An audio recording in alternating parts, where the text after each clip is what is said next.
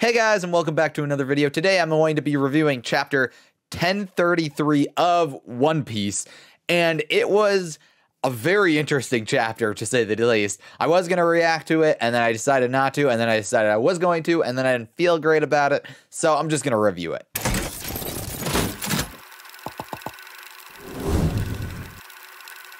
So this is a very Zoro-centric chapter because it's like literally specifically about him, but we have a lot of flashbacks to his childhood, how he got his swords, some of which we already know. I mean, we already know all of it, but like we do a little refresher. And it's basically Zoro coming to the realization of all of the things that connected him to his swords, connected him to his village, and obviously we don't know his own parents yet, which is probably gonna be like what's his name? It's gonna be the guy that's gonna end up being Green Bull, probably. What's his face? Shimotsuki. I don't remember anymore. In any event, it's basically Zoro kind of struggling to deal with Enma. Enma's sucking his hockey out in the middle of the fight with King, and he's trying to rationalize what is going on, how he can fix this issue, and in the middle of like trying to dodge all of like King's really dumb looking attacks, he comes to the realization about Kozaburo, Shimotsuki, and the fact that it was the old man at his village, and that he must have been the one who founded his village. Which is no duh. Everybody knew it, but I guess Zoro is just that dim-witted that he was just now coming to that realization. And so there are a few things in this chapter that I found the most interesting. One, I did not expect Kozaburo to look the way he does. He's got this really long, boxy face with like a super like straight unibrow. It's very odd. I was not expecting him to look like that. If anything, I expected him to look like I guess Kuina and her dad, but not kind of not really at all. I don't know. He looks weird.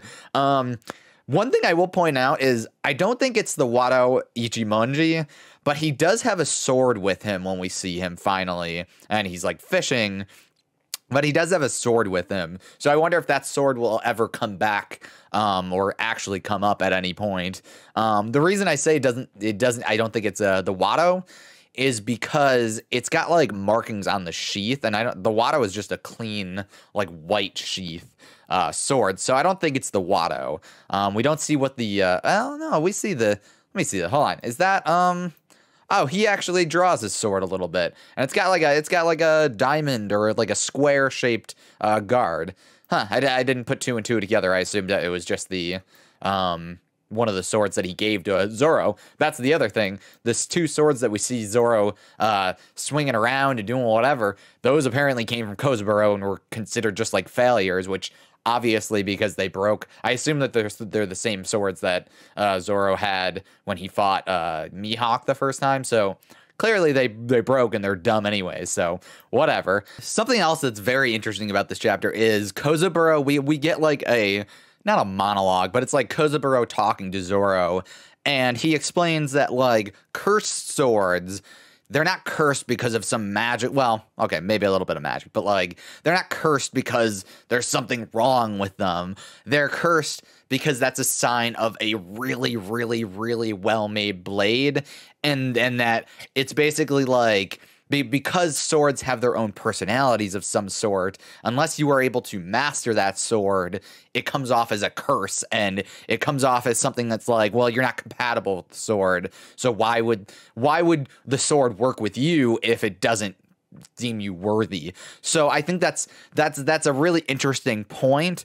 So basically any sword that gives anybody any problems is probably a super, super well-made sword, and they just haven't found their master yet. They're the person that they are meant to be with yet.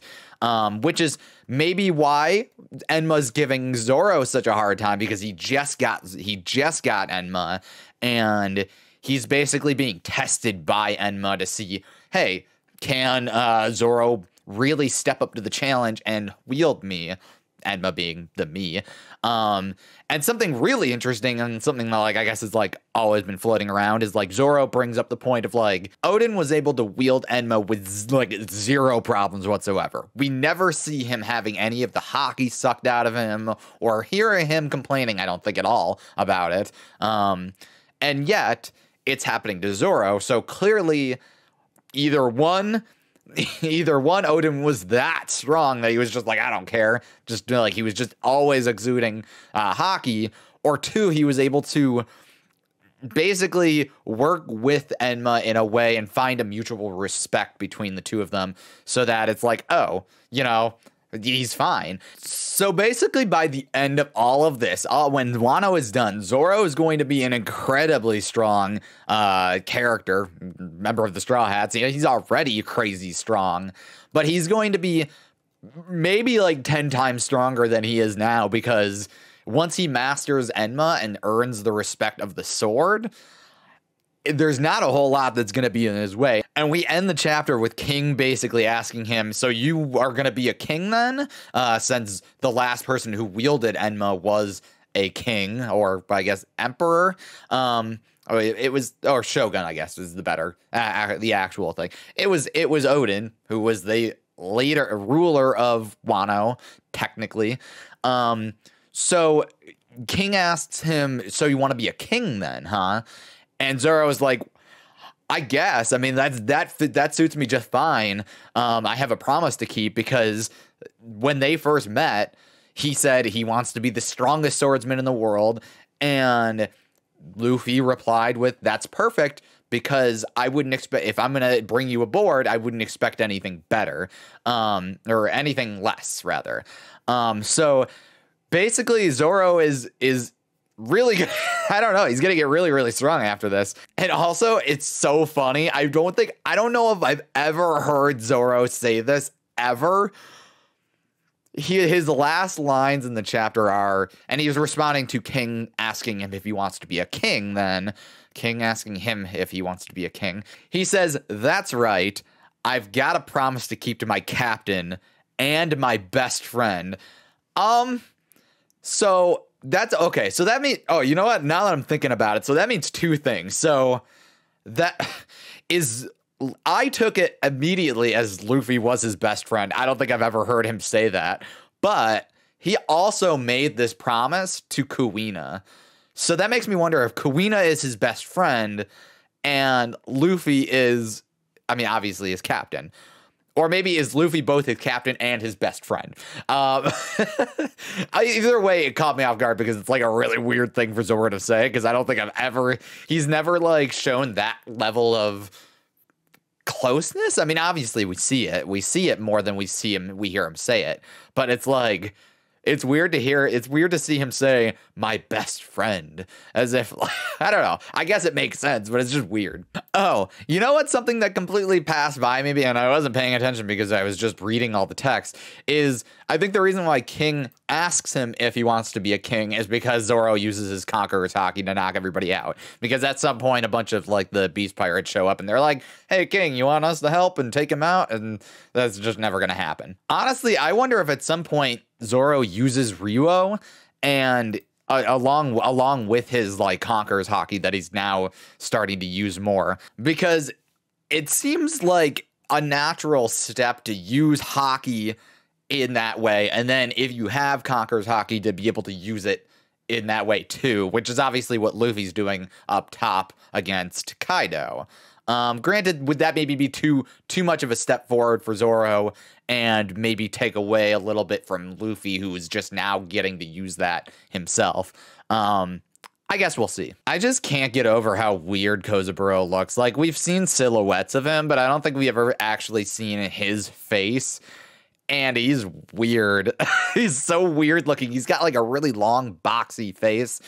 And it's just very odd. I do wonder, with all this business about the Shimotskis and whatnot, I wonder when we are going to get a proper reveal that Zoro is Ushimaru Shimotsuki's son. Because it's clear. Like, listen, I would be surprised, regardless of whether Uchimaru himself is Green Bull, which is a huge theory out there. Regardless of that, I would be surprised if Zoro was not a Shimotsuki himself and was not Ushimaru's son in some way, making him, I guess it would be like what, Kuina's like cousin or something like that. So it would be surprising if that is not revealed at some point, but I wonder when, because we're getting a lot of like, it seems like the kind of thing that maybe be revealed after the war, but I feel like they'll probably have to skedaddle very quickly after the battle is done. So I don't know when they're going to find time to get there with that, because clearly Zoro has some form of connection beyond just, oh, he's lived around Shimotsuki, he's lived in Shimotsuki village, and he has swords crafted by a Shimotsuki. I feel like there's all he's missing is that actual blood tie, and we're just waiting for that moment for it to be like, yeah, he's Ushimaru Shimotsuki's son. They've already teased it, so I don't know when Oda feels like he's gonna reveal it. All in all, I like this chapter. It was pretty fast paced. There's not a whole lot other than getting some like fleshed out backstory for Zoro, which, to be fair, we don't have a ton. We know that he was from Shimotsuki village and that he had his ties to Kuina and Koshiro. But aside from all that, we don't really know his origin. He's just always kind of existed. So I do wonder when we're going to get that. Not that we know like Nami's origin, but like for like Usopp, we know he was born in Syrup Village. We know where he was from. At the very least with Frankie, we know his parents were pirates and he was abandoned. We effectively, Tom is his parent. And he was raised by Tom and Granny Kokoro. So we kind of know that. We know Robin's general backstory, like to that degree, but we've never really seen where exactly Zoro came from.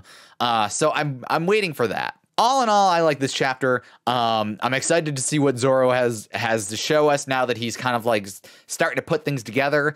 And he's starting to kind of like get a grasp on Enma and not have his haki maybe pulled out of him all the time. I think it'll be cool. I think it'll be a huge power up for him. Now, I don't know if he needs one, but it'll be a huge power up for him. And I'm excited. Let me know what you guys thought about this chapter down below in the comment section. I am excited to see what happens with him moving forward. I bet we see another form of like the Ashura, like 9 sword style, whatever, for him to defeat King. That seems to be his finishing move for most of the time when he's fighting big villains. I bet we see some new evolved version of that. I'm excited. Let me know what you guys thought down below in the comment section. Leave a like if you enjoyed anything I had to say, and I will see you guys in another video. So long.